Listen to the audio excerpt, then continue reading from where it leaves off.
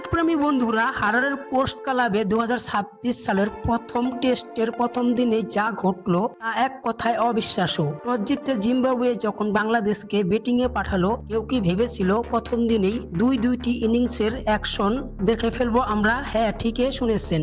একদিকে টাইগারদের চরম ব্যাটিং বিপর্যয়, অন্যদিকে জিম্বাবুয়ের রাজকীয় ব্যাটিং প্রদর্শন। আজকের এই বিশেষ হাইলাইটস ভিডিওতে আমরা দেখব কিভাবে মাত্র 140 রানে অল আউট হয়েও বাংলাদেশ ম্যাচটিতে টিকে থাকার আপ্রাণ চেষ্টা করছে। না টেনে শেষ পর্যন্ত দেখুন, কারণ শেষ মুহূর্তের টুইস্ট আপনাকে চমকে দেবে। পিছে হালকা ঘাস আর সকালের আর্দ্রতাকে কাজে লাগিয়ে জিম্বাবুয়ের বোলাররা শুরু থেকেই আগুন ছড়াতে শুরু করে। বাংলাদেশের টপ অর্ডার আজ সম্পূর্ণ ব্যর্থ। হাসান জয় মাত্র 2 রান করে সাজঘর ফেরেন। অধিনায়ক নাজমুল হোসেন শান্ত 73 বল খেলেও মাত্র 19 রান করে প্যাভিলিয়ন এর পথ ধরেন। তবে এই বিধ্বংস সাপের মধ্যে দাঁড়িয়ে একাই লড়াই করেন সাবেক অধিনায়ক মমিনুল হক। তিনি খেলেন 81 বল এবং 60 রানের এক দুর্দান্ত ও লড়াকু ইনিংস, যেখানে ছিল 12টি চার। কিন্তু জিম্বাবুয়ের নতুন পেস সেনসেয়ন নিয়ামহুরির বিষাক্ত বোলিং এর সামনে বাকিরা আত্মসমর্পণ করেন। নিয়ামহুরি একাই নেন 4টি উইকেট। প্লেসিং মুজারবানি এবং রিচার্ড এনগ্রাভা 2টি করে উইকেট নিয়ে বাংলাদেশকে মাত্র 47 ওভার 2 ওভারে 140 রানেই গুটিয়ে দেন।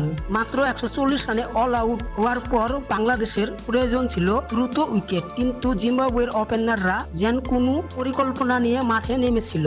বেন কারান এবং কায়েলা মিলে বাংলাদেশি পেসারদের ওপর চড়াও হন। বেন কারান 42 রান করে খালেদ আহমেদের শিকার হলেও কায়ারাকে থামানোই যাচ্ছিল না। কায়ারা 108 বলে 9টি চারের সাহায্যে 76 রান করে অপরাজিত আছেন। তার সাথে ক্রিজে আছেন অভিজ্ঞতা ব্র্যান্ডন টয়লর, যিনি 17 রান করে উইকেটে টিকে আছেন। তাসমানিয়া পেসের মতো সুইং করানোর চেষ্টা করেও এবাদত হোসেন কিংবা হাসান মাহমুদ আজ জিম্বাবুয়ের ব্যাটসম্যানদের তেমন কোনো সমস্যা ফেলতে পারেনি। ফলে প্রথম দিনের খেলা শেষে জিম্বাবুয়ে সংগ্রহ মাত্র 1 উইকেটে 136 রান। তারা বাংলাদেশের চেয়েও মাত্র 4 রানে পিছিয়ে আছে। জিম্বাবুয়ের এখন 79% ইনিংস প্রবাবিলিটি নিয়ে ম্যাচের ড্রাইভি সিটে বসে আছে। তবে টেস্ট ক্রিকেট মানেই গৌরবের অনিশ্চয়তার খেলা। আগামীকাল অর্থাৎ দ্বিতীয় দিনে তাইজুল ইসলাম এবং বাংলাদেশের